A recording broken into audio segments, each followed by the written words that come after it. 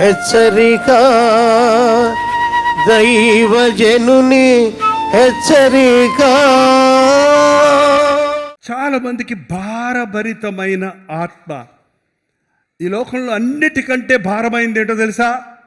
పాప భారమా? ఎవరు చెప్పారు?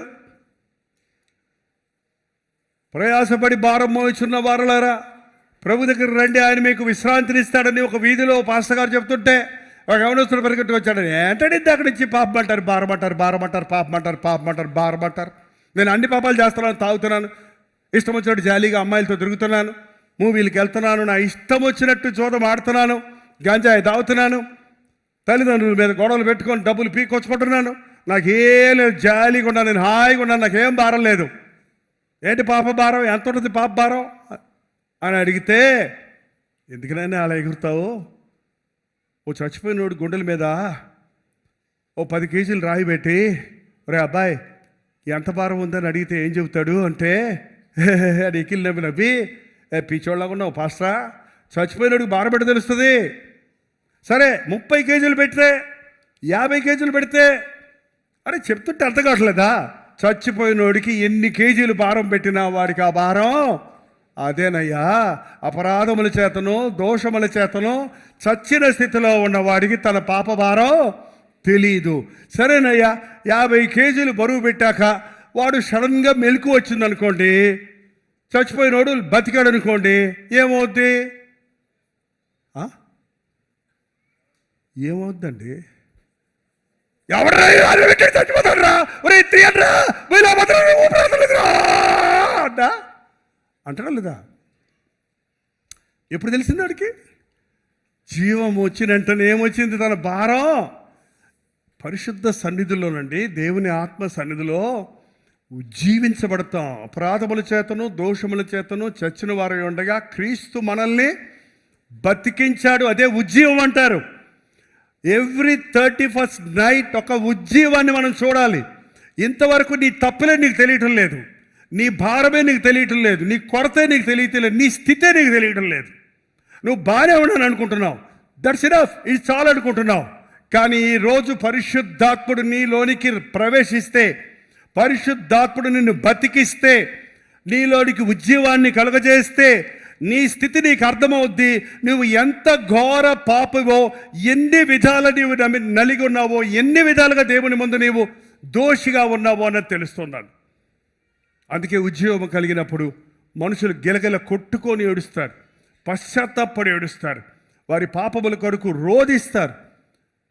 పాపిని ప్రభువా నైస్గా చెప్పటం కాదు, నాయనా నిన్ను క్షమించు అని హృదయాంతరేంద్రియాల నుంచి ప్రార్థిస్తారు. ఎందుకంటే పరిశుద్ధాత్ముడు మనల్ని పాపమును గురించి ఏం చేస్తాడు? ఒప్పింపజేస్తాడు.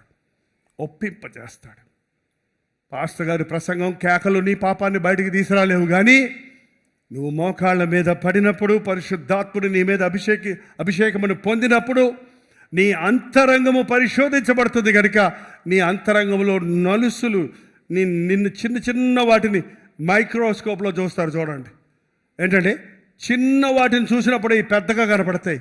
నీ హృదయంలో ఉన్న దోషాలు చిన్నగా ఉన్నాయి, కానీ దేవుని వెలుగు నీ మీద ప్రకాశించబడ్డప్పుడు నీ పరిస్థితి నీకు అర్థమవుతుంది, నీవెక్కడున్నావో నీకు అర్థమవుతుంది. అప్పుడు నువ్వు కేక వేస్తావు, విడుదల దొరుకుతుంది. ఇక్కడ హితవత్సరం అంటే తగ్గిన సమయం, నేను విడిపించే క్షణం.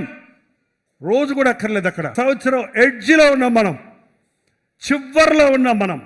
ఈ క్షణంలో పరిశుద్ధాత్ముడు నీకు విడుదల ప్రకటించడానికి, పరిశుద్ధాత్ముని కార్యము నీ హృదయంలో ప్రారంభమవటానికి, నూతన సంవత్సరంలోనికి వెళ్ళేలోగా నీ కట్లు తెగిపోయినట్లుగా, నీ కన్నీరు తొడవబడినట్లుగా, నీకు సమాధానము కొడినట్లుగా, నీ బంధకములు తెగిపోయినట్లుగా, నీకు ఆదరణ దొరికినట్లుగా, నీ దుఃఖానికి ప్రతిగా పూదండను ఇవ్వడానికి దేవుడు సిద్ధంగా ఉన్నాడు. మీరెంతమంది సిద్ధంగా ఉన్నారు? ప్రార్థన. పరిశుద్ధుడా, ప్రేమగల తండ్రి, మాలో అనేకులతో నువ్వు మాట్లాడినందుకు వందనములయ్యా. నీ మాటను నమ్ముతున్నామయ్యా. మాటిచ్చి నెరవేర్చే దేవుడు అని, వాగ్దానాలు ఇచ్చి వాటి నెరవేర్పు కొరకు మమ్మల్ని ఫలింపజేసే దేవుడు అని నమ్ముతున్నాము. ఇంకా ఎవరైతే అవిశ్వాసంతో నీ స్వరాన్ని వినలేకపోయారో వారి మీద నీ ఆత్మను కుమ్మరించు.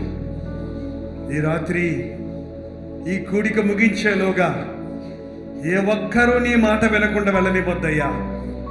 ఏ ఒక్కరూ నీ వాగ్దానం పొందకుండా ఇక్కడి నుంచి వెళ్ళొద్దయ్యా.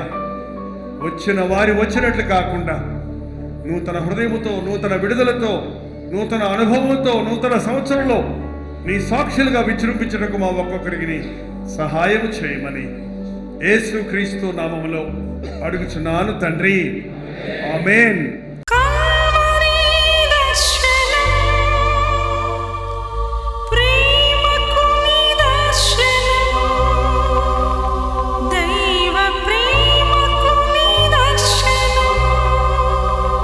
తెలుగు, తమిళ, హిందీ, మలయాళం, బెంగాలీ, ఒరియా అనే 6 భాషల్లో టెలివిజన్ ప్రోగ్రామ్స్ కొనసాగుతూనే ఉన్నాయి. భారభరితమైన పరిచయంలో మీరు సహకరించాలని ఆశిస్తే, ప్రభు మిమ్మల్ని ప్రేరేపిస్తే మీ విరాళాలు, కానుకలు డాక్టర్ జై ఫౌండేషన్స్ అనే ట్రస్ట్ నెంబర్కి మీరు పంపించవచ్చు. అవి నేరుగా టీవీ ఛానల్స్కి వెళ్తాయి. అందులో ఏది మేము మా సొంత ఖర్చుల కొరకు ముట్టుకోవటం లేదు, వేరే పరిచయ కొరకు ముట్టుకోవటం లేదు. టెలివిజన్ పరిచయలో ఇంకా సువార్త వినని వారికి అది అందించాలని ఆశతో ఒక 20 సంవత్సరాలుగా కొనసాగుతున్న పరిచయం కొరకు ప్రార్థించండి, మీ సహకారాన్ని అందించండి. ఈ విషయం మీకు ఇంకా వివరాలు కావాలంటే 89393939 అనే నెంబర్కి మార్నింగ్ 10 నుంచి ఈవినింగ్ 10 లోపల మీరు ఫోన్ చేయండి. వివరాలు గురించి తెలియజేస్తాను.